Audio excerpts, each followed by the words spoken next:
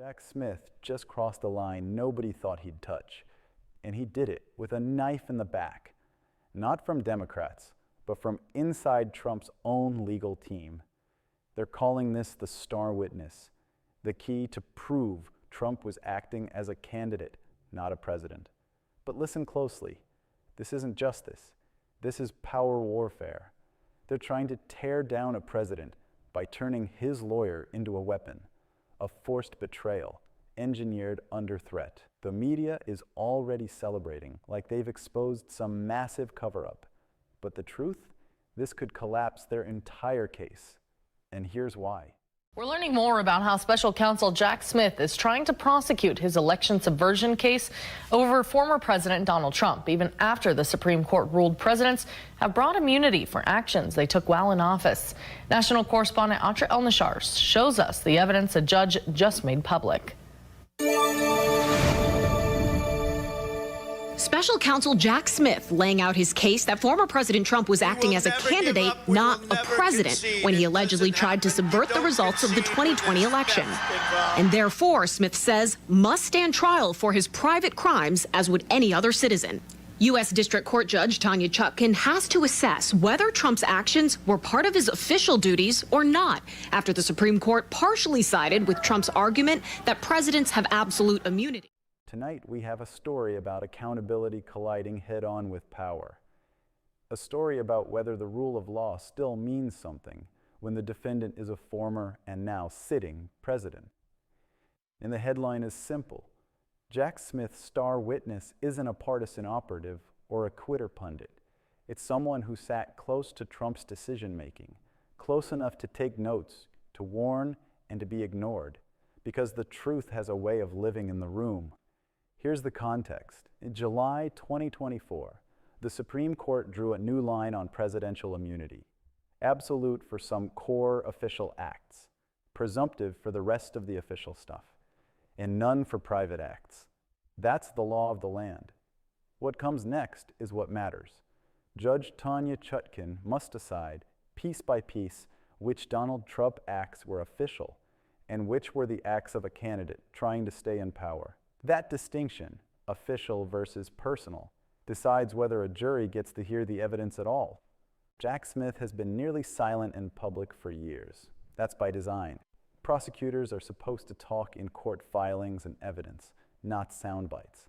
But recently, in a rare conversation dissected on national TV, Smith's approach came into view. Process over politics, facts over noise. The prosecutor who indicted a president made it crystal clear. Follow the rules or you lose the country. The single only person in American history and the world who's ever indicted a president, the man you might recall who brought 2 criminal indictments against then-defendant Trump. I am talking about someone we almost never hear from before, during, and after those cases. Former DOJ special counsel Jack Smith, the only federal prosecutor to indict a president. He just doesn't speak much. You might recall that if you remember those busy periods during his 2 cases over the past years.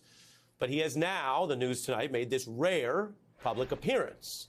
And it's with someone you might recognize, a fellow Justice Department veteran, Andrew Weissman, who also, we should note, is an MSNBC analyst. So this is big news, full disclosure, someone we work with. But when this hit, I don't care who he happened to be talking to, it was going to be a big deal because it was his first comments since all of this happened, and the person he once prosecuted as a federal defendant, Donald Trump, has become president again. Smith, who speaks in a very businesslike and dry way, you can prepare for that because I'm going to show you this. He is not jumping around and being dramatic. He's not speaking in sound bites, to be sure. And yet, in a way, he was still quite candid about what was his long, secret, discreet work as a special counsel prosecuting a former president who was also a candidate. And he discusses, based on the evidence and facts, he says, what is wrong with the Trump-Bondi DOJ today. Once we get in a position where we start talking about maybe not following court opinions we don't like, we are lost. The attacks on public servants, it has a cost for our country that is incalculable. The idea that politics played a role in who worked on that case or who got chosen is ludicrous. Everybody who worked on my team was fired. Apolitical people who wanted to do the right thing and do public service. They brought somebody in who had never been a criminal prosecutor. That just reeks of lack of process. Process shouldn't be a political issue. People have to think about what matters to them, and if they believe in things like the rule of law, take that commitment and find another way to be part of the solution. So what's the real fight now? It's not abstract. It's whether Trump's pressure on state officials, his public and private lobbying to find votes, his attempts to weaponize the Justice Department, and his pressure campaign on the vice president were the actions of a president doing a job or a candidate trying to overturn a loss. The Supreme Court told us there is no immunity for unofficial acts. That puts the spotlight on evidence. Who saw what? Who wrote it down? Who warned him? And who tried to stop it? When judges want to be sure the public understands the stakes, they sometimes unseal records. In October 2024, Judge Chutkan released a heavily redacted trove of materials from Jack Smith's probe, offering a limited but telling glimpse at the documentary spine of the case. Communications, memos, timelines. It was a reminder. The paper trail is stubborn. It doesn't forget. And here's where the title of tonight's show comes into focus. Prosecutors often say documents are the star witness. But in a case about intent, about whether a losing candidate crossed into criminal territory, the people who were in the room matter. The lawyers who told Trump he lost. The lawyers who warned there was no legal path to steal it back. The lawyers who memorialized those conversations. If the acts were campaign-driven, not presidential, the immunity shield vanishes. That's just some of what he says there. Smith first rose to prominence in 2022, when because of his credentials, he's prosecuted war criminals, prominent people in the public corruption unit, another case that was tinged with political questions because he went after a then top Democrat, former Democratic running mate John Edwards. Based on that background, he brought that to this approach, and he oversaw those DOJ probes that resulted, as I mentioned, in the first federal indictment of a president. He dealt with the obstruction alleged, the hiding of classified documents, and of course, then defendant Trump's recent history involved in January 6th. Appointing Jack Smith to serve as special counsel. Jack Smith, the special counsel appointed to investigate former President Donald Trump. He's become the first former president ever to face federal charges. Charges are related to Trump's mishandling of documents. Charging Donald J. Trump with conspiring to defraud the United States. 4 counts related to alleged actions he took to stay in power after the 2020 election. Former President Trump is angry about Jack Smith. He believes that the Justice Department is aligned against him. Federal officials launched this weekend an investigation into Jack Smith. That is some of how we got there. During that period, as mentioned, Smith did not do interviews. Legally, he could, but he never did. Not with journalists or television, but not with lawyers or other settings. He was quiet and only spoke, if you will, or communicated through those filings. And after he left, and during what we've lived through this first term, this first year of the second term, we haven't heard from Smith much. We've heard a lot of rhetoric about witch hunts, but listen carefully to how Smith's team talks about process. Who's picked for a case? Who signs off on subpoenas? How evidence gets vetted? And why career prosecutors say no when politics says yes. That's the shield for all of us, left, right, or center. Let me put this plainly. If a president uses official authority, say to remove an executive branch official, that's one thing. But leaning on state canvassing boards, pushing fake electors through campaign channels, or ordering aides to pursue schemes your own lawyers call unlawful, that's not official. That's candidate conduct. And that's exactly where the Supreme Court said there is no immunity. That's why the lawyers around Trump, the ones who said no, are so crucial. They are living, breathing proof of intent. And evidence has been surfacing, carefully and slowly, in public filings. When Judge Chutkan unsealed portions of the record last year, it didn't read like a political speech. It read like a timeline. Dates, calls, memos. It read like accountability getting ready for daylight. So now there's plenty to discuss, both the case history, which there are legal ways he can discuss the parts that are not classified or secret, grand jury, and a president who is taking square aim at his perceived opponents through DOJ powers. The Judiciary Committee is now calling on Smith to go under oath with a line of attack, saying that now that he's essentially popped up, they still view this as a partisan and politically motivated history in those indictments. But he is sounding alarm bells, and we're going to play more from this newsworthy interview. I have some more of the excerpts, but anything you want to say now off top to help us understand what you learned? Sure. You know, there's the substance of what he had to say, but I think that for people watching this, I would encourage them to sort of sit down and listen to the whole thing, because in many ways, what's more important than the substance is I think you get a sense of the man and the person. He came across to me as extremely heartfelt and sincere.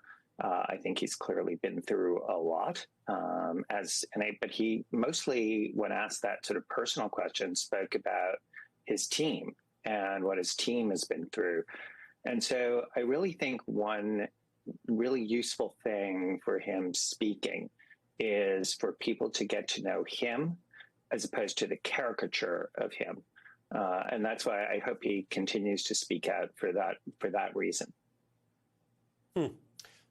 Really striking, because he, James Comey, others are facing these type of attacks that sometimes combine what looks like a break with rules and process to legally harass or even indict them. And then, as you mentioned, a kind of a public cartoonish attack that may affect how Americans understand what this was. Let's play another newsworthy part where you asked him to discuss, and he went into what he knows a lot about, how the DOJ works, what the rules require, and what that tells us about that new, unusual indictment of former FBI Director Comey. Let's zoom out. The through line here is the clash between power and law. Trump's strategy is to recast everything as official, wrap it in the flag, and dare the courts to call it what it was, candidate behavior to hang on to power. Jack Smith's strategy is the opposite. Strip away the political theater, label each act for what it was, and prove it with witnesses who warned him, often his own lawyers, and with documents that don't blink. There's another angle, and it's uncomfortable. The people who prosecute high-profile cases sometimes pay a price. Threats, smear campaigns, professional exile. In that rare interview setting, Smith described how people on his team were pushed out, lawyers and non-lawyers, because process and law became targets. That's not just a DC drama. It's a warning flare for every public servant who thinks the rules will protect them.